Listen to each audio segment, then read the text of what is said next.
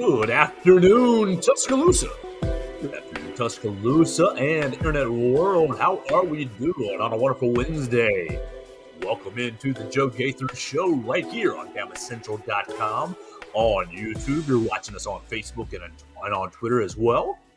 We appreciate everybody listening to us on Spotify, on Apple Podcast, and on Amazon as well. So anywhere you want to get the Joe Gaither Show on Bama Central, you're welcome to jump in and join us. We appreciate everybody tuning into this show each and every day. You can tell a friend about this show. Make sure you give us a follow at Joe Gaither 6 and at Bama Central for all things Alabama Crimson Tide coverage. We're going to have hopefully a fun show. We're going to have a fun Wednesday show right here in Northport, downtown Northport. We are right about a mile away from Bryant-Denny Stadium, and we are getting ready. Oh my gosh, getting so close to Alabama football season.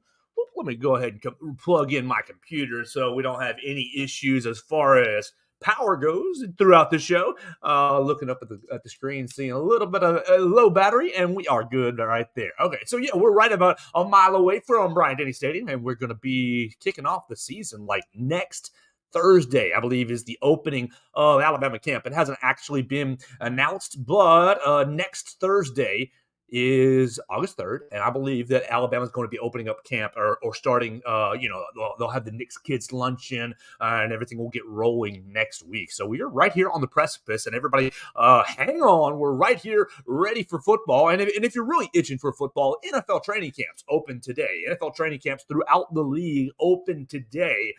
So let's get into several topics. We're going to have a big day. I'm actually going to be driving down to Chilton County here in just a little bit to go watch DeMarcus Riddick. We're going to watch DeMarcus Riddick and see where he wants to play his college football. DeMarcus Riddick currently committed to the Georgia Bulldogs, committed in November of last year, committed to Georgia in November of last year. But this is DeMarcus Riddick's mother's birthday. And several months ago, he said, you know what, I'm still kind of deciding. I don't know if my commitment to Georgia, I don't really know about that quite yet. So he is still deciding between Georgia, Alabama, and Auburn. And so he's decided to make his announcement today. It's going to be 4 o'clock Central Time, and we'll be providing coverage right here for BamaCentral.com. Myself and Wyatt Fulton are going to be heading down there. And look, we're just going to the Peach Patch. We're trying to going to have a good lunch or good afternoon snack and have some peach ice cream. And hopefully DeMarcus Riddick will commit to Alabama. Well, if he goes to Auburn or stays with his Georgia commitment, it'll still be a fun trip, and we will, cover it just as well right here for you at BamaCentral.com. So what are we going to do for the actual talk show part of the day? That's what I'm doing practically later in the afternoon, and appreciate everybody following me at Joe Gaither 6 if you want to keep up with DeMarcus Riddick's commitment. But what are we going to do right here on the show? Look,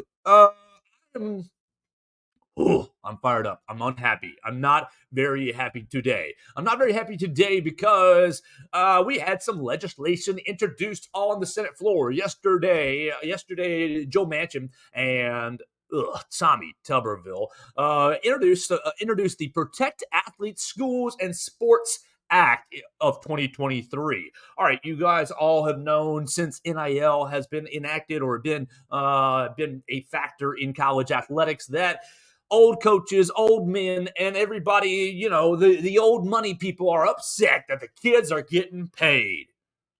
Oh my gosh. They're upset that the kids are getting money, that the kids are having freedom finally, that the labor is laboring and, is benefiting off of its labor. So Tommy Tuberville says, I'm an old college football coach. Yeah, you're from Arkansas. You're not really from Alabama, you dadgum carpetbagger. Look, Tommy Tuberville, you don't know the 3 branches of government. What are you doing up there in Washington other than just, grifting off the American people?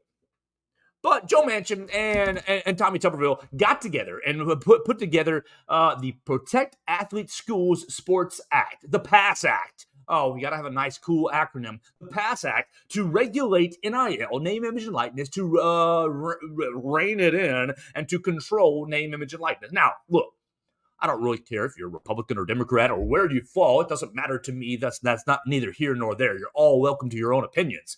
My opinion is that Tommy Tuberville is a fairly poor representation of the state of Alabama. One, as I just said, you're not from Alabama. Moved to Alabama in 2018 to prepare for your Senate race.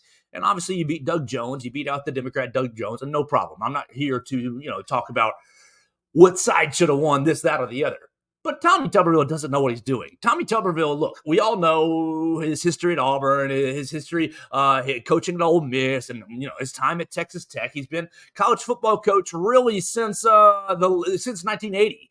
So he's college football coach from 1980 to essentially 2016. That's 30-something years, 36 years in college football. So, yeah, he does have experience to lean on, but goodness gracious, this bill and everything about Tommy Tuberville is kind of disgusting to me, a little bit ignorant to me. Let's go through some of these bills. First off, it's not all bad.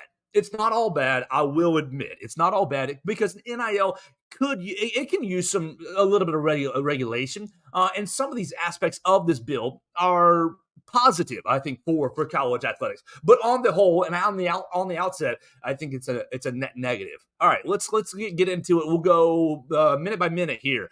Specifically, the PASS Act would protect student athletes by requiring collectives and boosters to be affiliated with a college or school.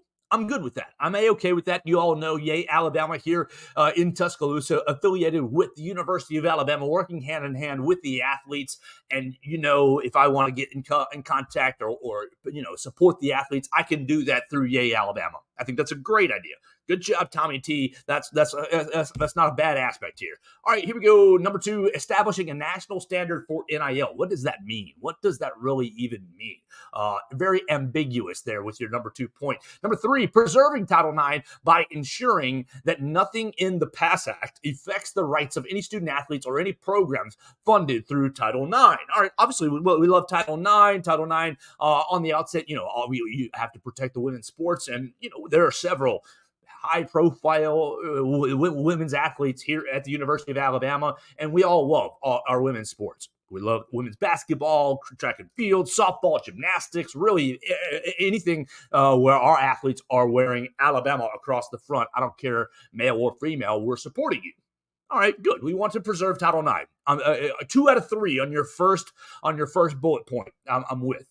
That's not bad. 2 out of 3. Okay, here we go. The next bullet point is protecting higher education institutions by, oh gosh, here we go.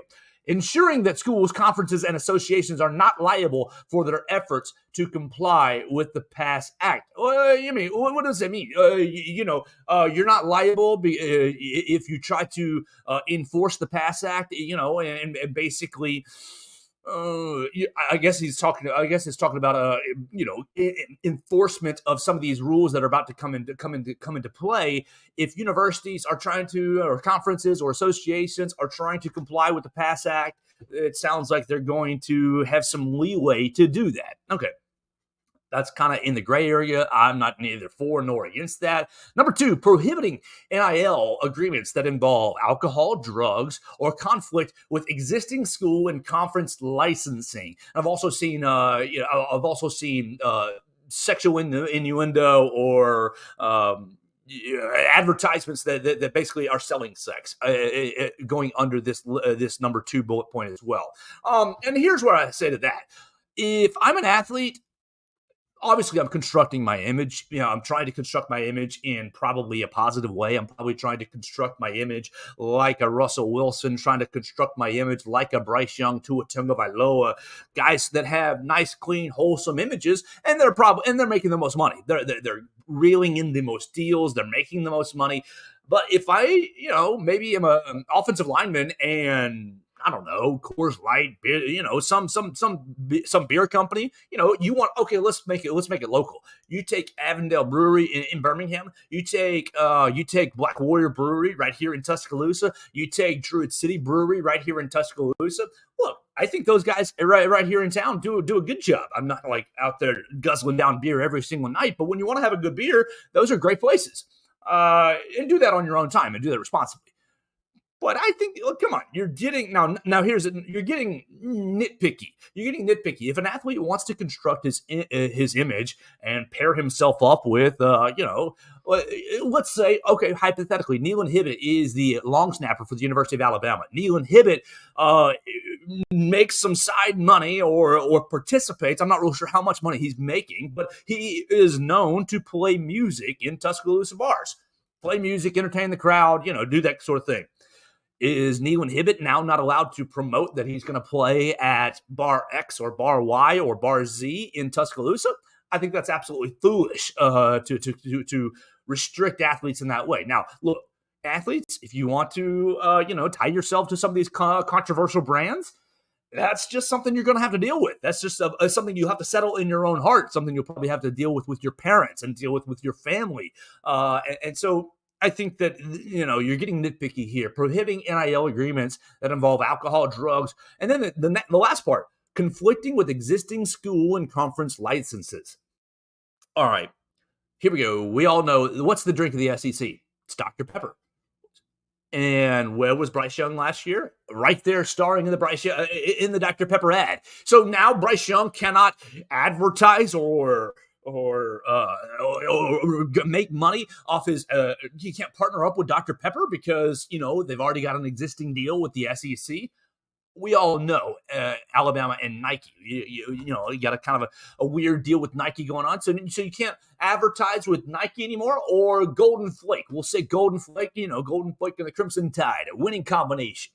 These brands are now off limits for Alabama athletes. I don't know. I think I found a huge problem with this. Now, obviously, Golden Flake and Dr. Pepper and these major brands will have to pick and choose. Do I want to sponsor the conference as a whole, or do I want to sponsor Bryce Young, or can I spend money doing both?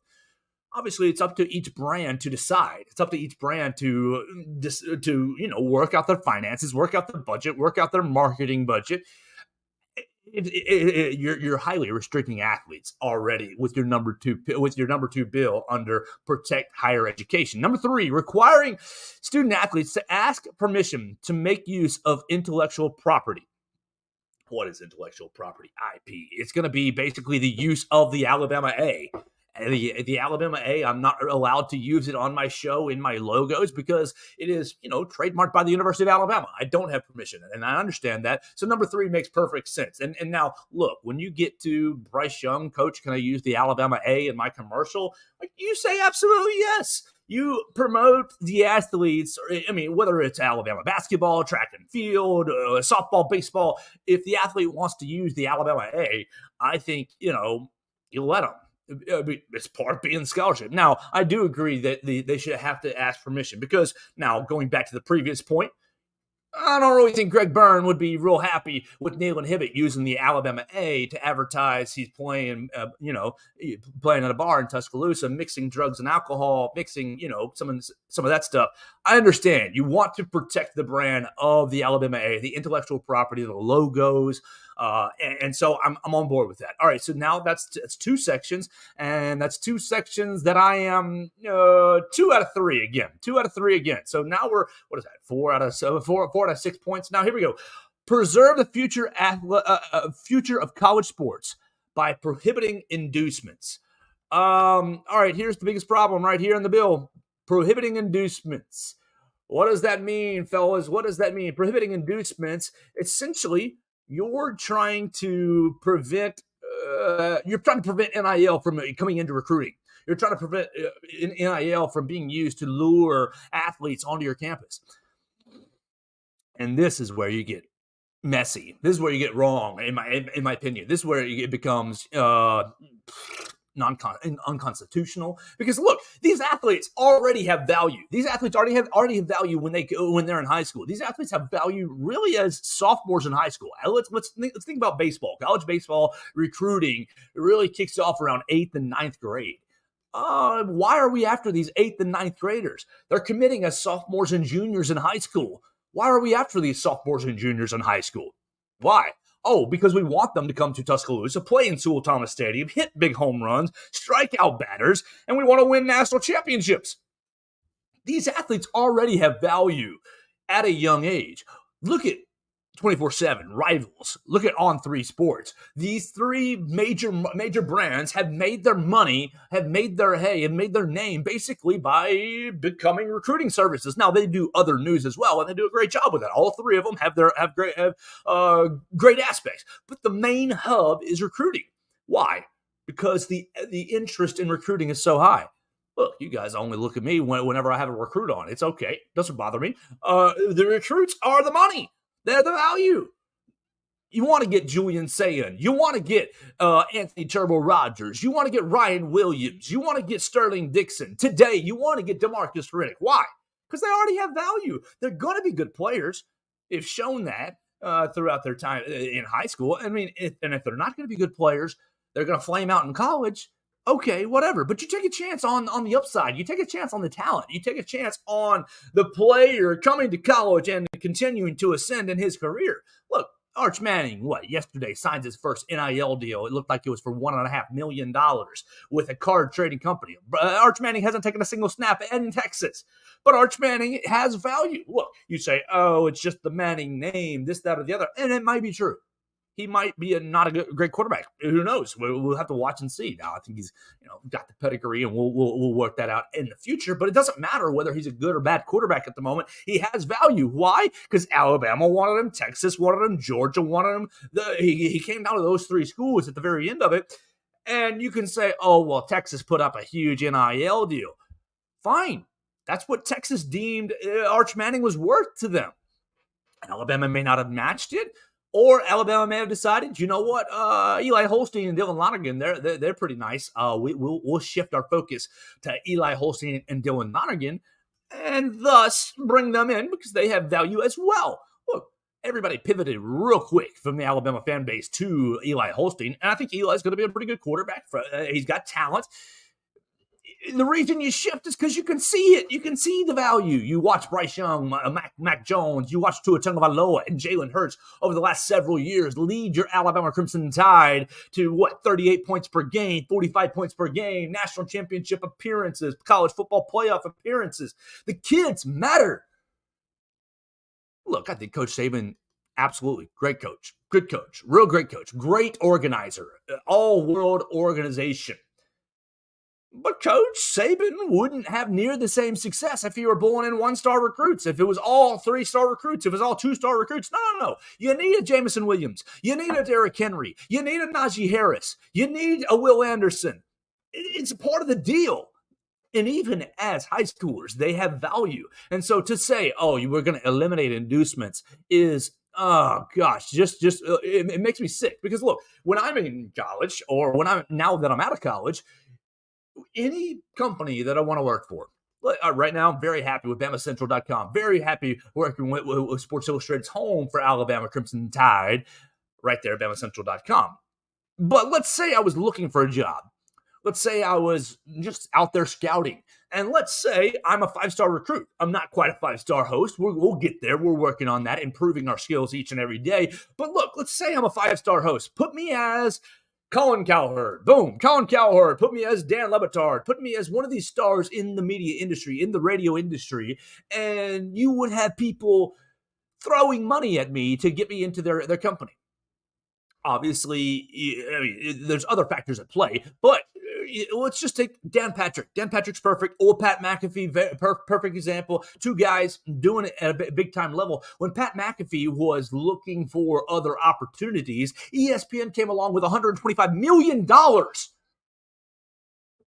It's just the way it works in business. When you're a highly coveted college graduate, when you're valuable to companies across the world, then they suck you in. They try to bring you on board with great benefits, great pay. They bring you on board with, hey, we'll help you move across country. We'll pay for some moving expenses, this, that, or the other. That's just the way it works in America. Corporations and businesses scout talent all the time. And the best businesses are paying their talent and really, in my opinion, treating their talent very well. And so here at Alabama, or at any of the major universities, we want to treat our recruits very well. And up until 3 years ago, the inducement was, hey, look at our nice weight room. Hey, look at our nice dining hall. Look at, everything that we have to get you to the NFL. Look at our training facilities. Look at our academic support. All this stuff goes into inducements. But now that NIL is here, it's a problem. It's a problem because the kids are getting paid. It's not a problem when the university is footing the bill for a brand new weight room. It's not a problem when the university is piling in, is loading up the cafeteria, the athletes' cafeteria, which is super nice, and they deserve it. Great, they do. It's not a problem when, you upgrade the athletes' dorms and this, that, or the other. It's not a problem. But it's a problem when they become paid, when they get, the money becomes a factor. I think it's so disingenuous, Tommy Tuberville. Continuing, improving transparency of NIL activities by requiring agents and collectives to register with a regulated body. Look, I am all on board with that. I think that you should be dealing with up and up agents, up and up people, the collectives, and I do think that that is a good aspect. I do. Establish a public-facing website to publish anonymized NIL data. How are you going to get that done? I think that's a pipe dream. It would be cool to have a database so I can look up what Bryce Young's NIL deals were and look up what Jalen Milroe's NIL deals are, what Jace McClellan's NIL deals are. It'd be very cool. I would like that. I just don't know that you're going to have that transparency. You don't have that transparency in the National Football League and the NBA. Now, obviously, you do get, Chris Paul agreed to 3 years, $60 million with Adidas, or whatever the case may be. LeBron James agrees to $1 billion deal with Nike, or whatever the case may be. So you get a little data in that way. You do. And then requiring all NIL contracts to be disclosed within 30 days. I think that falls under number one, requiring agents to register with a collective body. This is a piece of your bill that I don't really have much problem with at all, Manchin and Tuberville. And then we get into the next piece, which is like the worst part, the second worst part. Moderate the transfer portal by requiring student athletes to complete their first 3 years of academic eligibility before allowing them to transfer without penalty, subject to a few exceptions. The exceptions listed were death in the family or loss of a head coach or position coach to other schools. So those are the two exceptions, and you have basically now the intent is to prevent other schools from poaching or from tampering with said athletes by saying, hey, jump in the portal. We've got $1 million for you. And I think you've seen that in baseball. You've seen that in baseball. Colby Shelton breaks my heart in the last a couple months ago. It breaks my heart going to Florida. I don't have any evidence that Florida tampered with him, but I have a huge suspicion that he went there and got a big old NIL deal. Now, you cannot restrict the transfer portal. You can't do it. The one restriction that you have right now is one-time free transfer. After that, you're subject to staying there and you're subject to the 1 year sitting out penalty. Look, I hated the 1 year sit out penalty because I can transfer to Western Tech State and I can transfer to Eastern Georgia College, and I can transfer to any college I want to any semester. No, I wasn't special, but literally I can transfer any college that I want to, and it will be A-okay. It's not going to be a problem. The same sort of thing should be in play with athletes. Now, I do enjoy after you have your one free transfer, if you want to transfer again, you're sitting out a year. Because kids make mistakes. No, not always, but kids, you find yourself in a situation that's not quite what you thought it would be. You go on a recruiting trip and you think, this place is awesome. And then you get there and it's like, oh, this place ain't that awesome. They just showed me the good stuff. This is a horrible deal. Let's talk about it from a basketball and a football perspective. 3 years of academic eligibility completed. What's happening with the best players in college football after 3 years in college? They go to the NFL. They're eligible for the NFL. Come on. What's happening with the best players in college basketball after 1 year or sometimes 2? They go to the NBA. So you're really restricting athletes at the top end level from movement. You basically have to say you got to go get a degree before you can transfer, because most of these guys are getting degrees in 3 years, at least at the top level. So Tommy Tuberville, you old man, I know that this was the aspect of the bill that he did for all his coaches to say, you know what, we're going to give you back control. No, the coaches have to treat these men, these players, these women as as human beings. I mean, obviously, coach them hard, but you can't. You've got to hold up your word. Hold up your end of development. Sometimes situations happen, and okay, the grass might be greener. But look, if I want to transfer and it ends up being a bad decision for me, that's something I have to learn from. I'm an adult. All these athletes are. I mean, most of them. Once you get out of high school, you're becoming an adult. 18 years old, you can vote, you can go die for the country. 18 years old, you are an adult, whether you believe it or not. Furthering, ensuring the health and safety of student athletes, I'm liking this part a lot. By guaranteeing health insurance for sports-related injuries and uninsured student athletes for 8 years following graduation from a 4-year institution. Love that. You got to protect your athletes further on down the line. And I think, once you graduate at 22, if I didn't go pro, you're going to need some health insurance probably at 32, at 30. I like that. Requiring institutions generating more than $20 and $50 million in athletic revenue to pay out-of-pocket expenses for 2 and 4 years, respectively. This goes back into health and safety. Yeah, they bust their butt for your universities, and you can afford it. Yeah, you need to be footing the bill for some of these athletes, for their surgeries or for treatments. I fully am on board with that. Number 3, requiring institutions to honor the original scholarship commitment made to the student athlete. Whew, you're going to have a hard time with this from the coach's side of points, because the student athlete, the scholarships are renewed year-on-year basis. This does give athletes protection. Absolutely.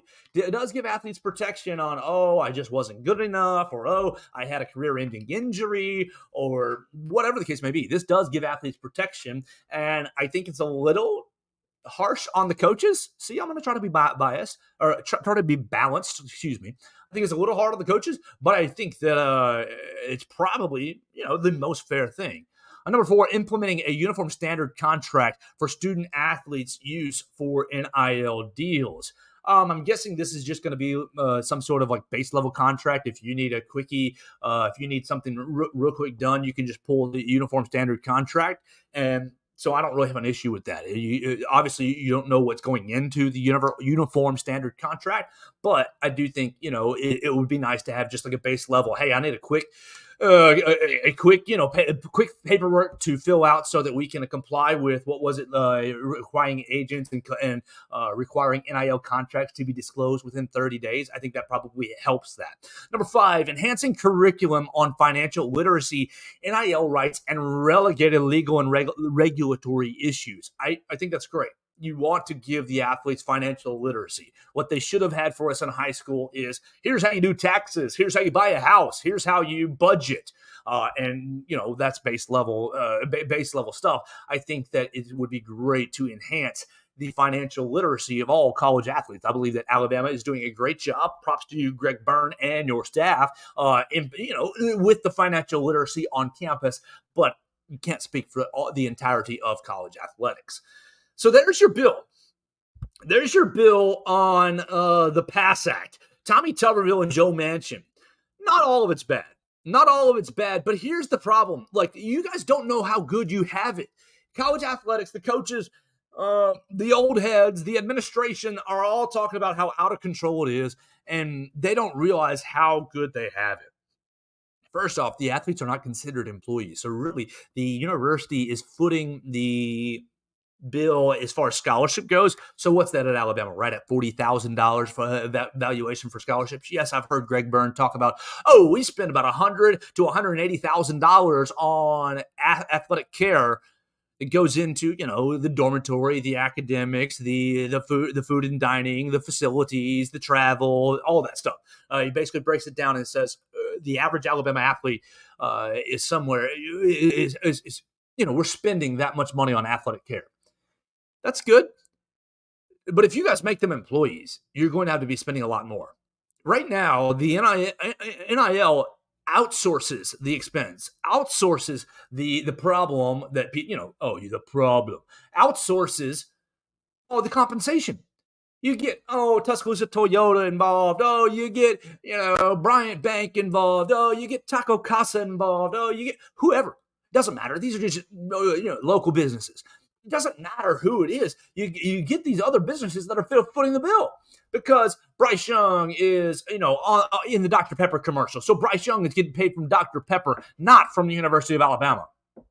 Now, of course, boosters can get involved in that and whatever they want to do as far as collectives. And sure, that can create unequal this, that, and the other. But the boosters are not, the problem is the administrations are seeing the boosters having to choose between paying the athletes on NIL or donating to the school for upgrades on facilities and donating to the school for just general funds, scholarship funds. And so the donors are really having to decide where they spend your money. Well, Coach Saban, over the course of time, over the last couple of years, has really been big on parity and how, the salary cap in the NFL, we've become free agency in the NFL. There's no parity anymore. Look, there's never been parity in college athletics. Never. Look at what the Georgia recruiting budget has been over the last 3 years. The last 3 years, the University of Georgia has spent more money on football recruiting than any other program in the country. Now, Alabama's been right there behind them, and Alabama, at times, through the Nick Saban era, has been number one in recruiting budget, recruiting money spent. We all remember, maybe you don't, but Texas spent like $700,000 on the Arch Manning recruiting weekend. It was Arch and like 4 other big-time recruits spent like $700,000 on that. What, can Georgia Southern do that? No. Can Jacksonville State do that? No. Can South Alabama do that? No. Can UAB do that? Or even Vanderbilt, South Carolina, Missouri? No, they can't do that. They just don't have the funds to do that. So you cannot legislate equality. It was never been equal. You've never had equal resources. Maybe Alabama and Georgia, instead of spending all that money, on big recruiting weekends and all kinds of amenities, maybe you put some of that money into the NIL fund and put it straight into the athlete's pocket. And you say, hey, guys, we're not serving steak every day in the cafeteria anymore. We're only serving steak on Thursdays. The reason why is we're giving you back the money. If y'all want to go buy steak with that money, great. Enjoy it. Have fun at Logan's Roadhouse or, Longhorn or wherever the place may be. It's just picking and choosing. And so I'm also seeing people, we want equal pay across the board. I want equal pay. I want the quarterback and the offensive lineman to be making the same amount of money. Dude, what business have you ever been in where they make equal money, where people make equal money? Look, I love my team at BamaCentral. I don't have a clue what anybody else is making, and I don't really want to. It doesn't matter. But we have a team, and I'm sure that, the boss is valued and put in, okay, this person has been here this long and does this amount of good work, and so here's the number. And this person's been here that long and does a little bit different work, so here's the number. Look, it happens every industry. You can go to Alabama Power right now and pull up their, all their employees, every single one of them. I'm sure there are a couple employees that are all making the same amount of money because they all have the same job titles, but the CEO, the head man in charge, is obviously the head woman in charge, is making more money than the peon. And I'm sorry, you give me a Heisman Trophy winning quarterback, Nico Iamaleava at Tennessee, of course he's going to be getting the $8 million deal. What world have you ever been in where businesses all pay everybody the same? Not any world that I've been exposed to. Whether you're going to, high school maintenance crew, which I've worked on, whether you're working at, in the service industry, which I've worked in, wherever. Servers, you go into any restaurant, the best servers make the best money. They're more valuable to the company.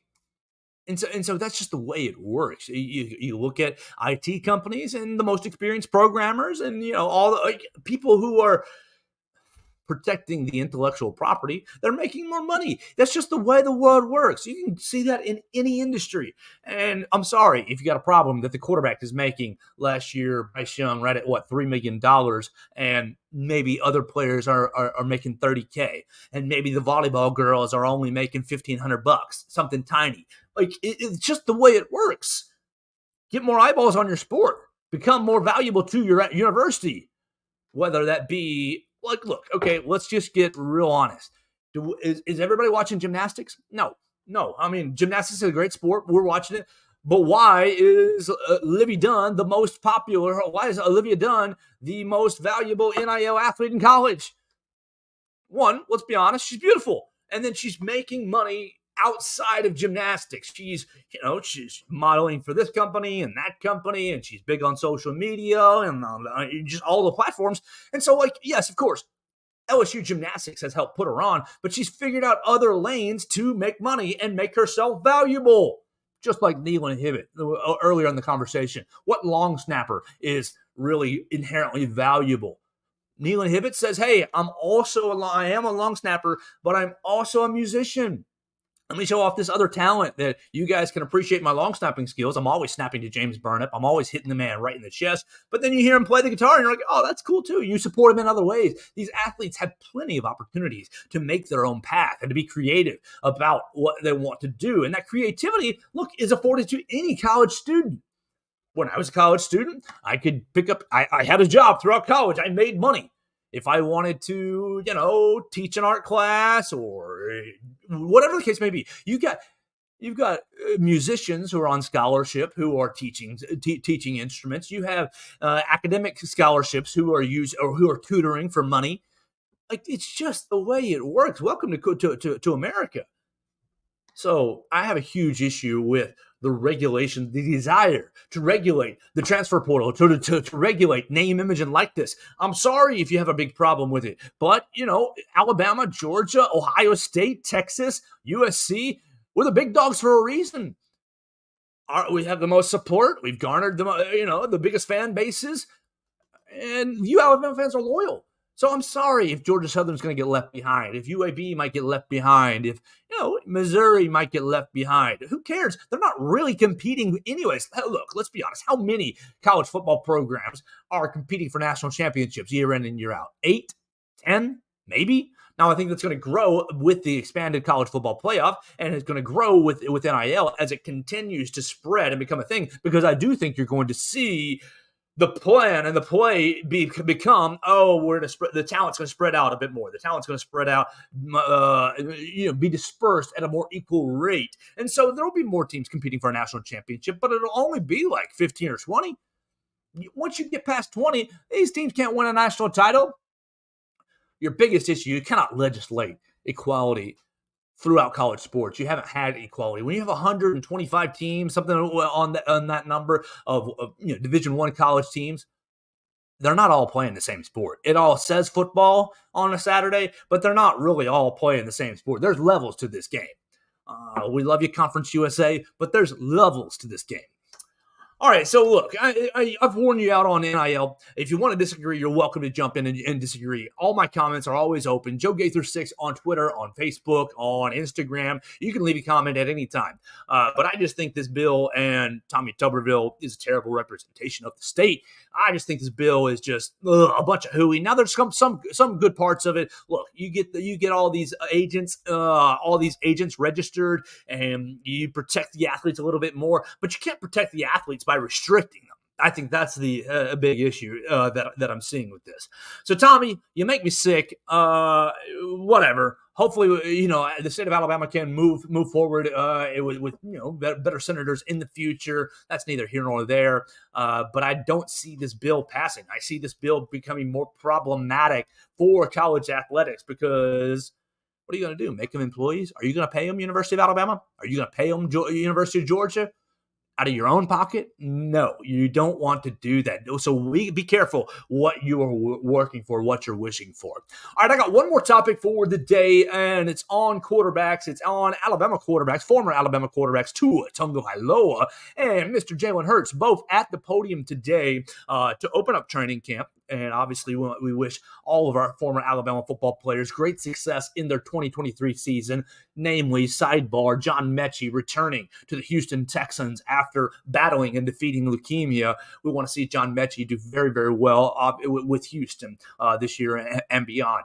But my point or my topic is Tua Tagovailoa and Jalen Hurts. Both of them have announced or declared or told everybody, revealed that they had been approached for the Netflix show Quarterback. If you guys haven't seen it, you've got Patrick Mahomes.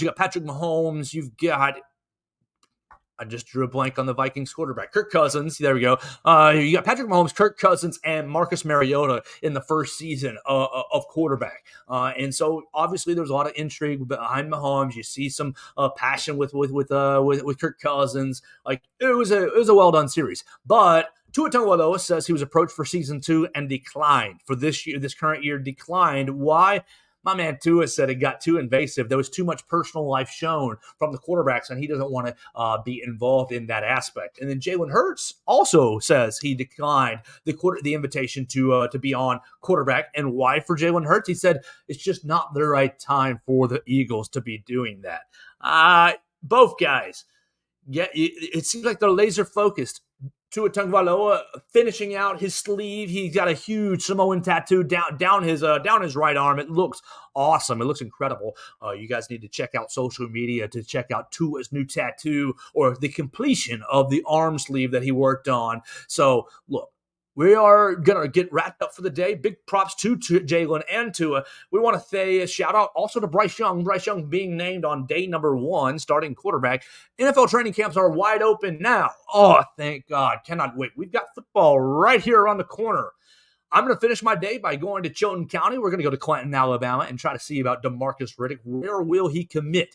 Who will he go? Will he go to Auburn, Alabama, or will he stick with his commitment to the University of Georgia? Look, there's no way that you announce I'm going to make another commitment decision and stick with the original commitment. So I think you're down to Alabama and Auburn.